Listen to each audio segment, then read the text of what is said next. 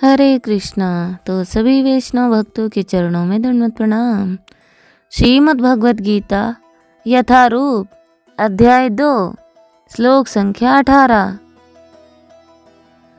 तो चलते हैं हम अपने श्लोका की ओर।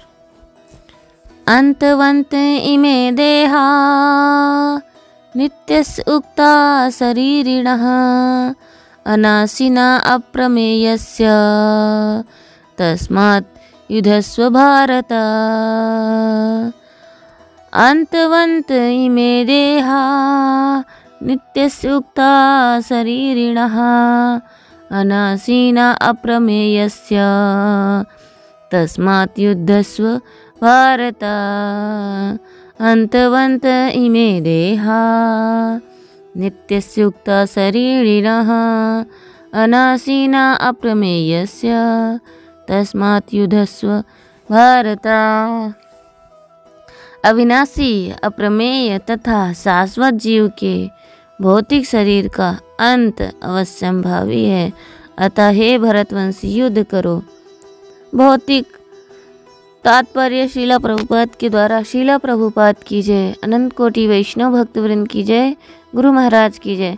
भौतिक शरीर स्वभाव से नाशवान है, यह तत्क्षण नष्ट हो जाता है और 100 वर्ष के बाद भी यह केवल समय की बात है, अतः इसे अनंत काल तक बनाए रखने की कोई संभावना नहीं। किंतु आत्मा इतना सूक्ष्म है कि इसे शत्रु भी नहीं देख सकता। मारना तो दूर रहा, मारना तो दूर रहा,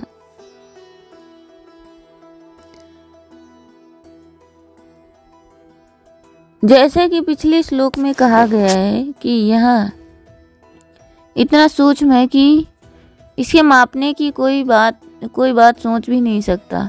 अतः दोनों ही दृष्टि से शोक का कोई कारण नहीं है, क्योंकि जीव जिस रूप में है ना, उसे मारा जा सकता है, ना ही शरीर को कुछ समय तक अस्थायी रूप से बचाया जा सकता है।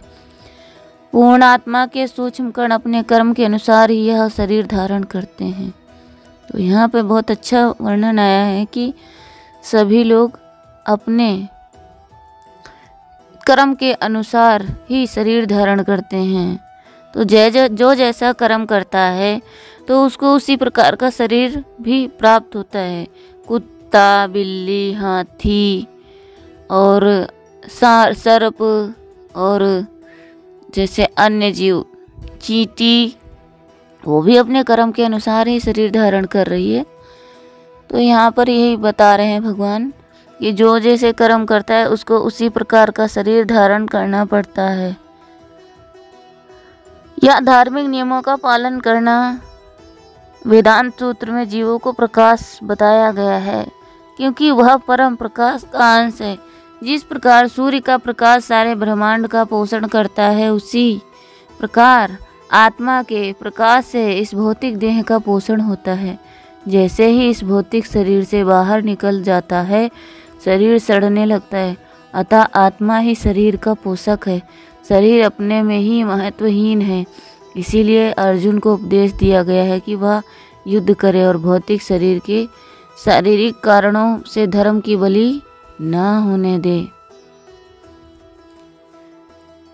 अविनाशिनः, किस काल में किस कारण से कभी किंचित मात्र भी जिसमें परिवर्तन नहीं होता, जिसकी क्षति नहीं होती, जिसका अभाव नहीं होता, उसका नाम अनाशी अर्थात अविनाशी। अप्रमेयस्य, जो प्रमाण का विषय नहीं, अर्थात जो अंतःकरण और इंद्रियों का विषय नहीं, उसको अप्रमेय कहते हैं। जिसमें अंतःकरण और इंद्रियां प्रमाण नहीं होती, उसमें शास्त्र और संत महापुरुष भी प्रमाण होते हैं। शास्त्र और संत महापुरुष उन्हीं के लिए प्रमाण होते हैं जो श्रद्धालु हैं। जिसकी जिस शास्त्र में और संत में श्रद्धा होती है, वह उसी शास्त्र और संत के वचनों को मानता है। इसीलिए यह तत्व केवल श्रद्धा का विषय है, प्रमाण का विषय नहीं है। आरंभ में तो यह तत्व श्रद्धा का विषय है, पर आगे चलकर जब इसका प्रत्यक्ष अनुभव हो जाता है तो यह श्रद्धा का विषय नहीं रहता।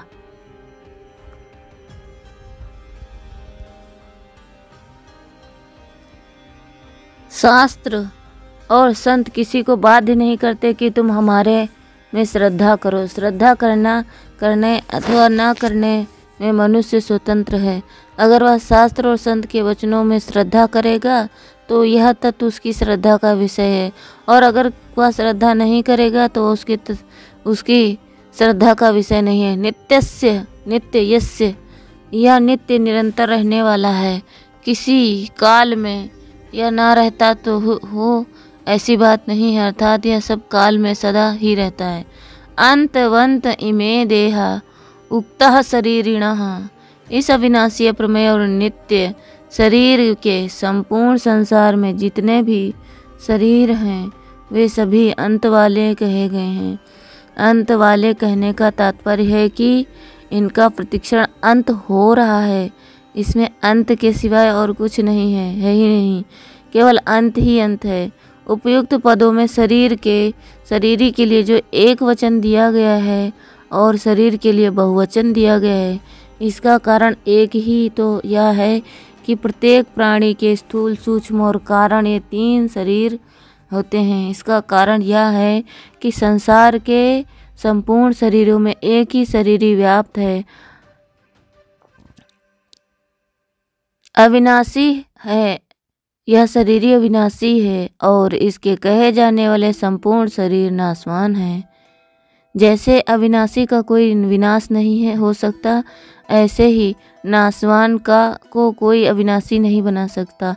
नाशवान का तो विनाशीपना ही नित्य रहेगा, अर्थात उसका नाश तो नहीं होगा। विशेष बात यहाँ अंतवंत इमे देहा कहने का तात्पर्य है कि जो देह देखने में आते हैं वे सब के सब नाशवान हैं। यहाँ पर यह देह किसके है?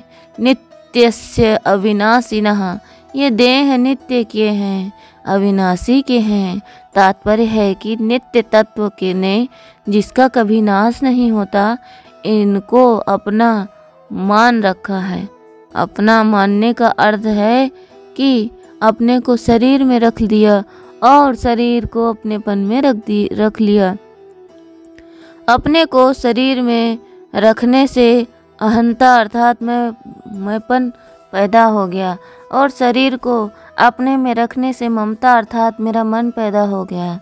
यह स्वयं जिन जिन चीज़ों में अपने को रखता चला जाता है उन चीज़ों में मैंपन होता चला जाता है।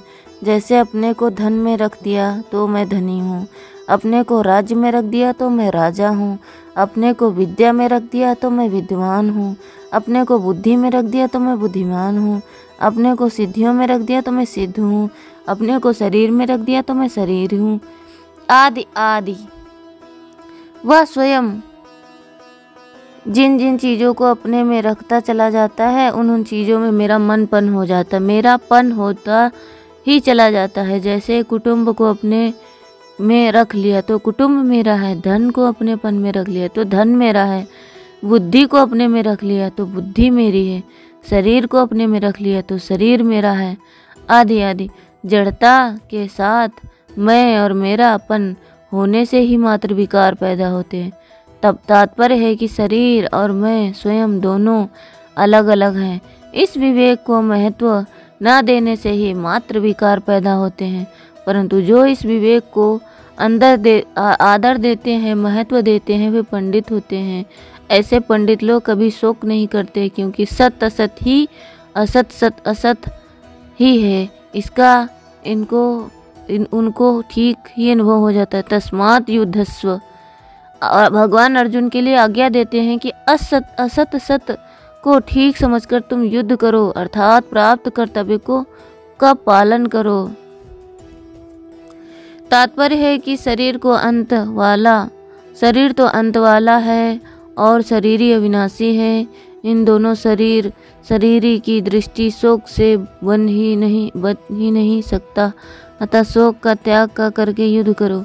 विशेष बात यहाँ 17वें और 18वें इन दोनों श्लोक में विशेषता से सत तत्व की विवेचन हुआ है। कारण है कि इस पूरे प्रकरण में भगवान का लक्ष्य सत का बोध कराने में ही है। सत का बोध हो जाने से असत की निवृत्ति स्वतः हो जाती है, फिर किस प्रकार का किंचित मात्र भी संदेह नहीं रहता। इस प्रकार सत्य का अनुभव करने से निसंदिग्ध होकर कर्तव्य का पालन करना चाहिए।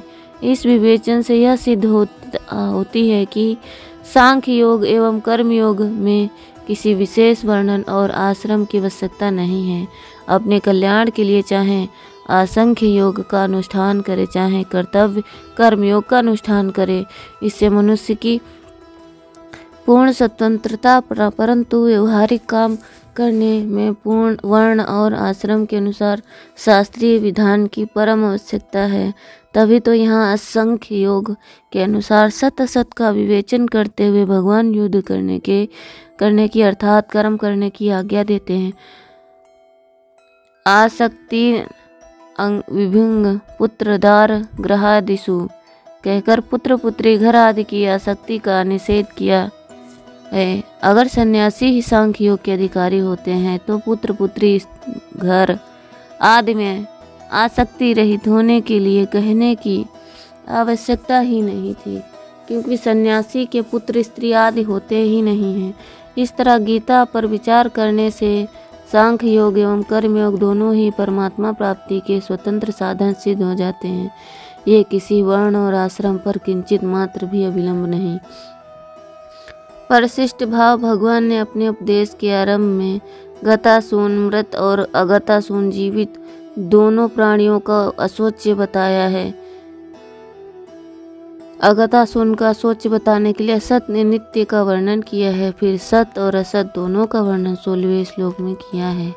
इसके बाद सत के भाव और असत के स्वभाव का विवेचन मुख्य रूप से 17वें 18वें श्लोक में करके एक प्रकरण पूरा करते हैं। यद्यपि भाव होनापन आत्मा का ही शरीर का नहीं है, तथापि मनुष्य से भूल होती है कि वह पहले शरीर को देखकर फिर उसमें आत्मा को देखता है, पहले आकृति को देखकर फिर भगवान को भाव को देखता है। ऊपर लगाई हुई पालिश कब तक टिकेगी?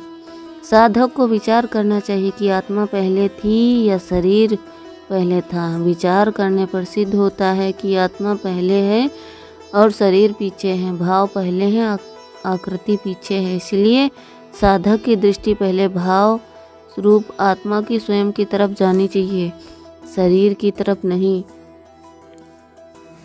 हरे कृष्णा कृष्णा कृष्णा हरे हरे, हरे राम राम राम हरे हरे।